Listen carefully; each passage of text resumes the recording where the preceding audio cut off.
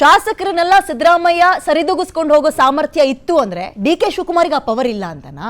D K Shivakumar ಕೈಲಿ ಆಗಲ್ಲ ಅಂತನಾ? ಖಂಡಿತ ಡಿ ಕೆ ಶಿವಕುಮಾರ್ ಅವರಿಗೆ ಇದೆ. ಅದೇ ಕಾರಣಕ್ಕೆ ಸಿಎಂ ಆಗಿದಾರ್ರಿ. ಸಿಎಂ ಆಗಿದ್ದಾರೆ. ಡಿಸಿಎಂ ಸ್ಥಾನ ಎಷ್ಟು ಹೇಳಿ, ಯಾರ್ಯಾರು ಅಂತ ಹೇಳಿ? ಡಿಸಿಎಂ ಇನ್ನೂ ನಿರ್ಧಾರ ಆಗ್ಲಿಲ್ಲ. 1+4 ಮತ್ತೆ 5 ಅಂದಿದ್ದಕ್ಕೆ ನೀವು 8 ಅಂದ್ರಲ್ಲ, ಅದಕ್ಕೆ ತೊಂದರೆ ಇಲ್ಲ. ಇಟ್ಸ್ ನೋಡಿ, ಅಧಿಕಾರ ಹೇಳೋದು ಸಮನಾದ ಸರಿಯಾಗಿ ಎಲ್ಲರನ್ನೂ ಸಹಿತ ಅನುಭವಿಸಬೇಕು ಮತ್ತೆ ಎಲ್ಲರಿಗೂ ಸಹಿತ ಹಂಚ್ಕೊಂಡು ತಿನ್ನೋ ವಿಚಾರ. ಅದು ಯಾರು ಒಬ್ಬರ ಸೊತ್ತಲ್ಲ ಅದು. So there is nothing wrong. ಅಥವಾ ಡಿಸಿಎಂ ಗಳು ಮಲ್ಟಿಪಲ್ ಆಗೋದ್ರಿಂದ ಅದು ultimate power will be CM only. ಅದರಲ್ಲಿ ಯಾವ ರೀತಿಯಾದಂತ ಪವರ್ ಇಂಬ್ಯಾಲೆನ್ಸ್ ಇಂಪಾರ್ಟೆಂಟ್ ಅಂದ್ರೆ ಇಬ್ರು ಲೀಡರ್ಸ್ ಜೊತೆಗೆ ಸೇರ್ಕೊಂಡು ಒಂದು ಲಿಸ್ಟ್ ಮಾಡ್ಕೊಳ್ಳೋಣ.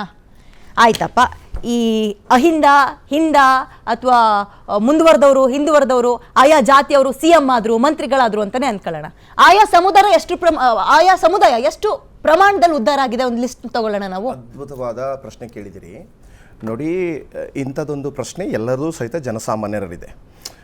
ಯಾವ ನಾಯಕ ಆಗ್ತಾರೋ ಸರ್ವೇ ಸಾಮಾನ್ಯವಾದ ನಂಬಿಕೆ ಏನಂತಂದರೆ ಅವರ ಆಜುಬಾಜು ಮತ್ತೊಂದು ಅವರ ಸ್ನೇಹಿತರು ಅವರು ಡೆವಲಪ್ಮೆಂಟ್ ಆಗ್ತವೆ. ಆದರೆ ಯಾವ ನಾಯಕ ಯಾವ ಸಿದ್ಧಾಂತದಲ್ಲಿ ಬಂದು ಆತ ಕಾನೂನುಗಳನ್ನು ಮಾಡ್ತಾರಲ್ಲ, ಆ ಕಾನೂನುಗಳು ವಿಶೇಷವಾಗಿ ಜಾತಿ ಸಮೀಕ್ಷೆ ಅಂತ ಕಾನೂನುಗಳು ಅಥವಾ ಇವುಗಳು ಜನರ ಸಮೂಹವನ್ನು ಬದಲಾಯಿಸುವ ಶಕ್ತಿಯನ್ನು ಹೊಂದಿದ್ದಾವೆ.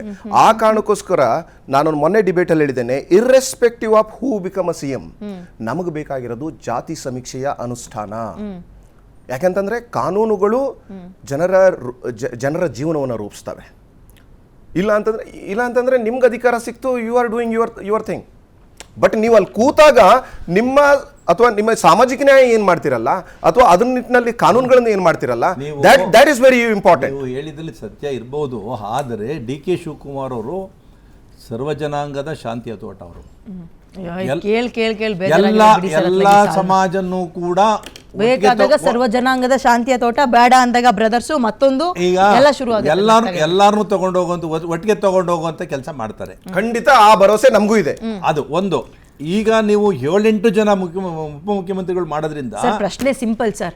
ಆ ರಿಪೋರ್ಟ್ ಅನುಷ್ಠಾನ ತಂದ್ರು, ಒಕ್ಕಲಿಗರು ಏನ್ ಮಾಡ್ತೀರಿ? ಇಲ್ಲ ಮೇಡಮ್, ಅದನ್ನ ರೆಕ್ಟಿಫಿಕೇಶನ್ ಮಾಡೇ ಮಾಡ್ತಾರೆ.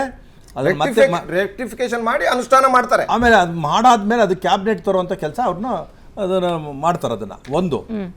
ಈಗ ಮುಖ್ಯಮಂತ್ರಿಗಳು 8 ಜನನೋ 10 ಜನ ಆಗ್ಲಿ ಅಂತ ಉಪಮುಖ್ಯಮಂತ್ರಿಗಳ ಬಗ್ಗೆ ಮಾತಾಡ್ತಾರಲ್ಲ, ಅದೆಲ್ಲ ಅವಶ್ಯಕತೆನೇ ಇಲ್ಲ. ಏಕೆಂತಂದ್ರೆ ಮಂತ್ರಿ ಅದು ಸಂವಿಧಾನಾತ್ಮಕವಾದಂಥ ಹುದ್ದೆಯನ್ನು ಅಲ್ವೇ ಇಲ್ಲ. ಅವು ಸುಮ್ಮನೆ ಏನೋ ಜಾತಿಗೋಸ್ಕರ ಒಂದೊಂದು ಇದನ್ನ ಕೊಡ್ಬೇಕಷ್ಟೇ ಹೊರತು ಪರ್ಟಿಕ್ಯುಲರ್ ಆಗಿ ಈಗ ಡಿ ಕೆ ಶಿವಕುಮಾರ್ ಅವರು ಸಮರ್ಥರಿದ್ದಾರೆ.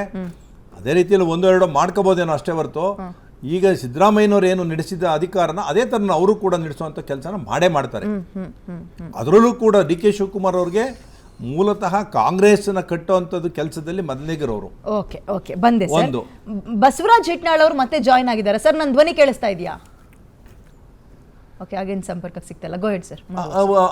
ಆ ವಿಚಾರದಲ್ಲಿ ಇವರು ಡಿ ಕೆ ಶಿವಕುಮಾರ್ ಅವರು ಸಮರ್ಥವಾಗಿ ಕೆಲಸ ನಿರ್ವಹಿಸ್ತಾರೆ. ಈಗ ಡಿ ಕೆ ಶಿವಕುಮಾರ್ ಅವ್ರ ಮೇಲೆ ಒಂದು ಆರೋಪ, ತುಂಬಾ ರಿಪೀಟ್ ಆರೋಪ ಏನಿಲ್ಲ, ಆರೋಗ್ಯಂಟ್ ಅವರು, ಡಾಮಿನೆಂಟ್ ಅವರು, ಸಂಭಾಳಿಸ್ಕೊಂಡು ಹೋಗಕ್ ಬರಲ್ಲ ಅವ್ರ ಕೈಲಿ ಅಂತ. ಹಂಗೆ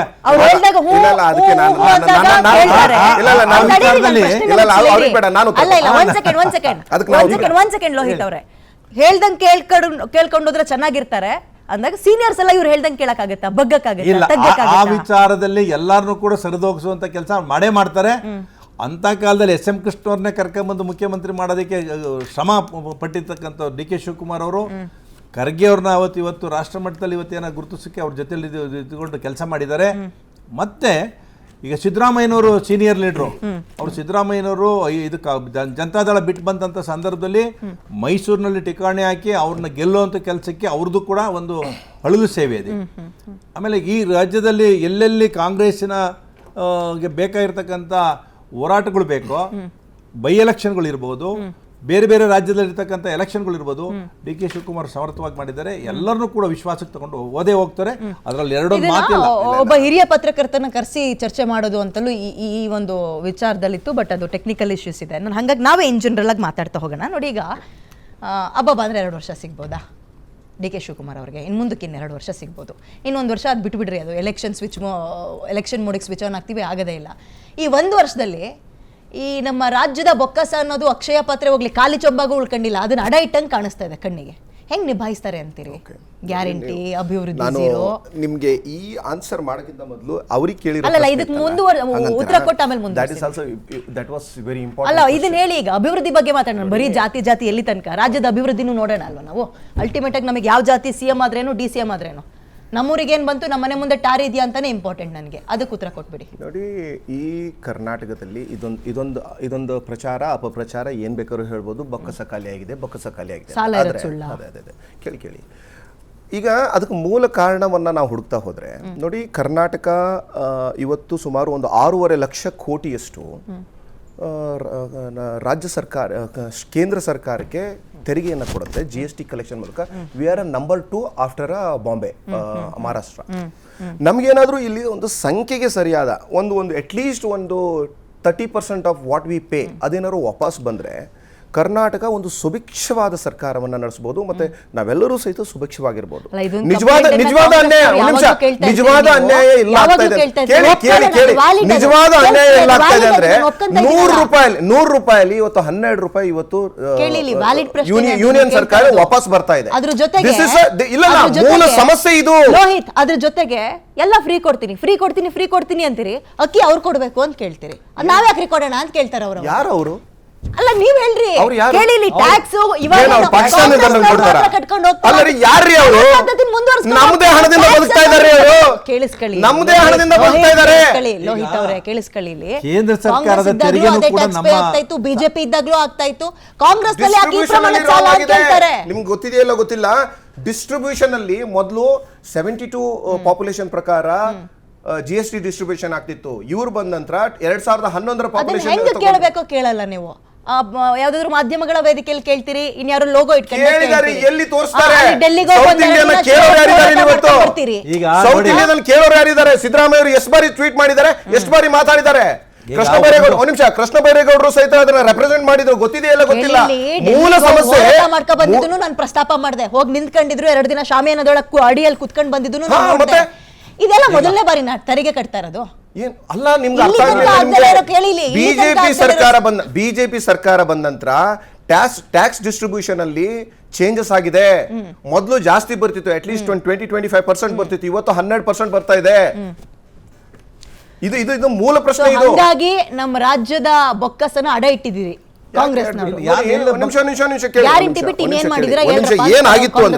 ಏನಾಗಿತ್ತು ಅಂತಂದ್ರೆ ನೋಡಿ, ಕೋವಿಡ್ನ ಕಾರಣ ಮತ್ತು ಅತಿಯಾದ ನಿರುದ್ಯೋಗದ ಕಾರಣಕ್ಕೋಸ್ಕರ ಇಕನಾಮಿನೇ ಡೌನ್ ಆಗೋಗಿತ್ತು. ಆ ಕಾರಣಕ್ಕೋಸ್ಕರ ಈ ಗ್ಯಾರಂಟಿಗಳು ಈ ಲೋಕಲ್ ಡೊಮೆಸ್ಟಿಕ್ ಏನು GDP ಬೆಳೆಸಿದೆ. ಅದೇ ಕಾರಣಕ್ಕೋಸ್ಕರ ಒಂದು ಹೆಣ್ಮಗಳು ನೋಡಿ, ಹೆಣ್ಮಗಳಿಗೆ ಒಂದು 2,000 ದುಡ್ಡು ಹೋದಾಗ the local ಇಕನಾಮಿ will grow. So ಅದೇ ಕಾರಣಕ್ಕೋಸ್ಕರ ಅತಿ ಹೆಚ್ಚು ಟ್ಯಾಕ್ಸ್ ಕಲೆಕ್ಷನ್ ಸಹಿತ ಯಾವುದು ಸೆಂಟ್ರಲ್ ಗೌರ್ಮೆಂಟಿಗೆ ಆಗ್ತಾ ಇದೆ. ಸೊ ಇದನ್ನೆಲ್ಲ ಯಾರು ಮಾತಾಡ್ತಾ ಇಲ್ಲ ನಾವು. ಮತ್ತಷ್ಟಲ್ಲದೆ ನಿಮ್ಗೆ ಏನು ಹೆಣ್ಮಕ್ಳು ಇವತ್ತು ಹೆಣ್ಮಕ್ಳಿಗೆ 2,000 ಕೊಡ್ತಾರ ನೀವು. ಅದು ಹೋದ್ರೆ ಅವಳ ಆರ್ಥಿಕತೆ ಸಬಲ ಆಗುತ್ತೆ. ಅವ್ರದೊಂದೇ ಆರ್ಥಿಕತೆ ಆಗಲ್ಲ. ಆ ಕೇಳಿ, ಆ ಊರಿನಲ್ಲಿರುವಂತ ಒಂದು ಪಿಟಿ ಶಾಪ್ ಇದೆಯಲ್ಲ, ಅವನಿಗೂ ವ್ಯಾಪಾರ ಆಗತ್ತೆ. ಆ ಊರಿನಲ್ಲಿರುವಂತ ಹಳ್ಳಿಯಲ್ಲಿರುವಂತ ಒಂದು ಬಟ್ಟೆ ಅಂಗಡಿ ವ್ಯಾಪಾರ ಆಗತ್ತೆ, ಕಿರಾಣಿ ಅಂಗಡಿ ವ್ಯಾಪಾರ ಆಗತ್ತೆ. ಇದು ಇಕನಾಮಿ ಅಲ್ವಾ? ಈಗ ಕೇಂದ್ರ ಒಂದು ಹಣ ಇಲ್ಲ ಅಂತಂದ್ರೆ ಹಣ ಇಕನಾಮಿಗೆ ಒಂದು ಫ್ಯೂಲ್ ಕೊಡುತ್ತೆ. This is a model. ಈಗ ನೀವು ಯಾಕೆ ಅದು ಪ್ರಾಬ್ಲಮ್ ಆಗ್ತದೆ ಕೇಂದ್ರ ಸರ್ಕಾರ ಮತ್ತೆ ರಾಜ್ಯ ಸರ್ಕಾರಕ್ಕೆ ಅಂತಂದ್ರೆ, ಹಿಂದೆ KST CST ಅಂತ ಇತ್ತು. ಅದನ್ನ ಬೆಫರ್ಗೇಷನ್ ಆಗಿ ರಾಜ್ಯದ ಟ್ಯಾಕ್ಸ್ ಇಲ್ಲೇ ಉಳ್ಕೊತಿದ್ದು CST ಆಗಿ ಕೇಂದ್ರ ಸರ್ಕಾರಕ್ಕೆ ಹೋಗ್ತಾ ಇತ್ತು. ಅದಾದ್ಮೇಲೆ ವ್ಯಾಟ್ ಅಂತ ತಂದ್ರು. ಆ ವ್ಯಾಟಲ್ಲೂ ಕೂಡ ಕೇಂದ್ರ ಸರ್ಕಾರ ಮತ್ತು ರಾಜ್ಯ ಸರ್ಕಾರದ ಬೊಕ್ಕಸಕ್ಕೆ ತೆರಿಗೆ ಹಣ ಅಲ್ಲಿ ಸಲಿಕೆ ಆಗ್ತಾ ಇತ್ತು. ಯಾವಾಗ GST ಅಂತ ಮಾಡಿದ್ರು, ಈ ರಾಜ್ಯದ ಹಣ ಕೇಂದ್ರ ಸರ್ಕಾರಕ್ಕೆ ಹೋಗಿ ವಾಪಸ್ ಬರುವಂಥದ್ದಲ್ಲ, ಆ ಸಿಸ್ಟಮ್ಮು ಕೊಲಾಪ್ಸ್ ಆಗದೆ. ಆ ಸಿಸ್ಟಮ್ ಯಾವಾಗ ಕೊಲಾಪ್ಸ್ ಆಗ್ತೋ ಎಲ್ಲ ರಾಜ್ಯ ಸರ್ಕಾರಗಳ ಮೇಲೂ ಕೂಡ ಹೊರೆ ಜಾಸ್ತಿ ಆಗ್ತಾ ಇದೆ. ಯಾವ್ಯಾವ ಕೇಂದ್ರ ಸರ್ಕಾರ ನಡೆಸ್ತಾ ಇರತಕ್ಕಂಥ ಸಂಬಂಧಪಟ್ಟ ರಾಜ್ಯಗಳಲ್ಲಿ ಸರ್ಕಾರಗಳು, BJP ಸರ್ಕಾರ ಇದ್ದಾಗ BJP ಸರ್ಕಾರ ಇರ್ಬೋದು, ಇನ್ನೊಂದು ಸರ್ಕಾರ ಇದ್ದಾಗ ಇನ್ನೊಂದು ಸರ್ಕಾರ ಇರ್ಬೋದು, ಆ ಸಂದರ್ಭದಲ್ಲಿ ನಮ್ಮ ತೆರಿಗೆ ಹಣವನ್ನ ಸರಿಯಾದ ರೀತಿಯಲ್ಲಿ ಕಳಿಸ್ತಾ ಇಲ್ಲ. ನಮ್ಮ ತೆರಿಗೆ ಹಣ ಈ ಟ್ಯಾಕ್ಸ್ ಬಗ್ಗೆ ಇನ್ನೊಂದ್ಸಲ ಮಾತಾಡೋಣ. ಅಗೇನ್ ಇವತ್ತು DK ಶಿವಕುಮಾರ್ ಅವರು CM ಆಗ್ತಾ ಇರೋದ್ರ ಬಗ್ಗೆ ಮಾತಾಡೋದಾದ್ರೆ ನೋಡಿ ಸರ್, ಈಗ ಕಳೆದ ಬಾರಿ ಎಲ್ಲ 6 ಜನ ನಿಮ್ಮ ನಂಬರ್ಸ್. ಈಗೇನು ನಿರೀಕ್ಷೆ ಮಾಡ್ತಾ ಇದ್ದೀರಿ ಕ್ಯಾಬಿನೆಟ್ ಒಳಗೆ ನಮ್ಮವ್ರು ಎಷ್ಟು ಜನ ಇರ್ತಾರೆ ಅಂತ ನಿರೀಕ್ಷೆ ಮಾಡ್ತಾ ಇದ್ದೀರಿ? ಮತ್ತೆ 6 ಜನ ಇದ್ದೇ ಇರ್ತಾರೆ. ಅಲ್ಲ, ಮುಖ್ಯಮಂತ್ರಿನೂ ಒಬ್ರನ್ನ ಕೊಟ್ಟು ನಿಮಗೆ ಇನ್ನೊಂದು 6 ಈಗ ಜನ ಕೊಡ್ತಾರಾ? ಉಳ್ದವ್ರು ಏನ್ ಮಾಡ್ಬೇಕು ಅಂತ ಹೇಳ್ತಾರೆ. ಇದು ಏರಿಯಾ ಪ್ರಾತಿನಿಧ್ಯ ಬಂದಂಥ ಸಂದರ್ಭದಲ್ಲಿ 6 ಜನ ಇದ್ರು, 6 ಜನ ಅಲ್ಲ 7 ಜನ ಇದ್ರು. ಈಗ TB ಜಯಚಂದ್ರನ್ನು ಸೇರಿ 7 ಜನ ಮಂತ್ರಿಮಂಡಲದಲ್ಲಿ ಇದ್ರು ಅಂಥವ್ರು. ನಮಗೆ ಒಂದು ಅವಕಾಶ ಇದೆ, 5 ರಿಂದ 6 ಜನ ಸಿಗ್ಬೋದು ಅಂತ ನಾವು ನಿರೀಕ್ಷೆ ಇಟ್ಕೊಂಡಿದ್ದೀವಿ. ಇವತ್ತು ಅವ್ರ ಜೊತೆಯಲ್ಲಿ ಸಮರ್ಥವಾದಂತಹ ಮಂತ್ರಿಗಳನ್ನ ನಿವಾರಣೆ ಮಾಡೋದಕ್ಕೆ ಈಗ ಮಾತೆತ್ತಿದ್ರೆ ಸಮತೋಲನ ಅಂದ್ರೆ ನಮ್ಮವರು ನಮ್ಮ ಜಾತಿ ಅಂತಾರಲ್ಲ, ಈ ಜಾತಿ ಮತ್ತೆ ಜಿಲ್ಲೆಯಿಂದ ಸಮತೋಲನ ಅನ್ನೋದು ನಿಜವಾಗಿಯೂ ಸಾಧ್ಯ ಆಗುತ್ತಾ? What do you think? ಜಾತಿ ಲೋಹಿತ್ ಜೊತೆಗೆ ಒಂದು ಖಂಡಿತ ಜಾತಿ ಜೊತೆಗೆ ಪ್ರಾತಿನಿಧ್ಯನ ಆ ಏರಿಯಾಕ್ಕೆ ತಕ್ಕಂತೆ ಕೊಡ್ಬೇಕಾಗಿ ಬರ್ತದೆ, ಕೊಟ್ಟೆ ಕೊಡ್ತಾರೆ. ಹಾಗೇನು ಉದ್ಧಾರ ಎಷ್ಟಾಗಿದೆ ಅನ್ನೋದು ಮ್ಯಾಟರ್ ಆಗುತ್ತೆ. ನೀವು ಉದ್ಧಾರ ಆಗಿದ ಬಗ್ಗೆ ಆವಾಗಲೇ ನಿಮಗೆ ಆನ್ಸರ್ ಮಾಡಿದೆ. ಬಟ್ ಇದು ನೀವು ಆ ಜಾತಿಗೆ ಪ್ರಾತಿನಿಧ್ಯ ಕೊಡೋದ್ರಿಂದ ಅದು ಆಗಲ್ಲ ಹೇಳೋದನ್ನ ನಿಮಿಷ, ಪ್ರಾದೇಶಿಕವಾರು ಬಿಡಿ, ಜಾತಿಗೆ ಪ್ರಾತಿನಿಧ್ಯ ಕೊಡೋದನ್ನ ಪ್ರಾದೇಶಿಕವಾರು ಬಿಡಬಾರ್ದು, ಕೇಳಿ ಜಾತಿ ಬಗ್ಗೆ ಹೇಳ್ತೀನಿ ನಿಮಗೆ. ಜಾತಿಯ ಪ್ರಾತಿನಿಧ್ಯ ಕೊಡಬೇಕು ಅಂತ ಹೇಳೋದನ್ನ ನಮ್ಮ ಸಂವಿಧಾನದಲ್ಲಿ ಬಾಬಾ ಸಾಹೇಬ್ರ ಮಾಡೆಲ್ ಅದು. ನಾವೇನು ಹೊಸದಾಗಿ ನಾವೇನು ಇಂಪ್ಲಿಮೆಂಟ್ ಮಾಡ್ತಾ ಇಲ್ಲ. ಸಂಖ್ಯೆಗೆ ಸರಿಯಾದ ಪ್ರಾತಿನಿಧ್ಯ ನಮಗೆ ಬಾಬಾ ಸಾಹೇಬ್ರು ಹೇಳ್ಕೊಟ್ಟಿರೋದು. ಅದೇ ಪ್ರಾತಿನಿಧ್ಯವನ್ನ ಕೇಳ್ತಾ ಇದ್ದೇವೆ ನಾವು ಇವತ್ತು. ಅದೇನು ಇವತ್ತಿನ ಹೊಸ ಚರ್ಚೆ ಅಲ್ಲಲ್ಲ. ಯಾಕೆ ಪ್ರಾದೇಶಿಕತೆಗೂ ಕೊಡಿ, ಎಲ್ಲ ಜಿಲ್ಲೆಯಲ್ಲೂ ಸಹಿತ ಆ ಸಮುದಾಯಗಳ ಪ್ರಾತಿನಿಧ್ಯ ಇದೆಯಲ್ವಾ, ಕೊಡಿ, ಅದ್ರಲ್ಲೇನಿದೆ. ಸೊ ಸಮಾನತೆ ಅನ್ನೋದು ಪ್ರಾದೇಶಿಕವಾರು ಮತ್ತು ಜಾತಿವಾರು ನೂರಕ್ಕೆ 100 ಭಾಗ ಅದೇ ಇದ್ದೇ ಇತ್ತು. ಮತ್ತೆ ಕಾಂಗ್ರೆಸ್ ಬಂದಾಗ ಇದನ್ನ ನಿರೀಕ್ಷೆ ಮಾಡ್ತೀವಿ. ಮಾಸ್ ಲೀಡರ್ ನ ಮುಖ್ಯಮಂತ್ರಿ ಜಾಗದಿಂದ ಕೆಳಗಿಳಿಸಿದಾಗ ಅವ್ರು ಕೇಳ್ತಾರೆ, ಸಿಎಂ ಸ್ಥಾನದಿಂದ ಕೆಳಗಿಳಿಸಿದ್ರೆ ಆಯ್ತು, ಕ್ಯಾಬಿನೆಟ್ ಒಳಗೆ ನಮ್ಮವರ ಪವರ್ ಎಷ್ಟಿರುತ್ತೆ ಹೇಳಿ ಅಂತಾರೆ. ನಾವು ಬಿಟ್ಟೆ ಕೊಡಲ್ಲ, ಸಿಎಂ ನಮ್ಮವರೇ ಆಗ್ಬೇಕು, 6-7 ಜನ ನಮ್ಮವರೇ. ಅವರೊಂದು ಕಮ್ಯುನಿಟಿಯ ಲೀಡರ್, ಅವ್ರ ಕೇಳೋದ್ರಲ್ಲಿ ಏನು ನ್ಯಾಯ ಇಲ್ಲ, ಸರಿ ಇದೆ. ನಾವು ಒಂದು ಕಮ್ಯುನಿಟಿ ರೆಪ್ರೆಸೆಂಟ್ ಮಾಡ್ತೇವೆ, ನಮ್ಮ ಪರವಾಗಿ ನಾವು ಕೇಳೋದು ಸರಿ ಇದೆ.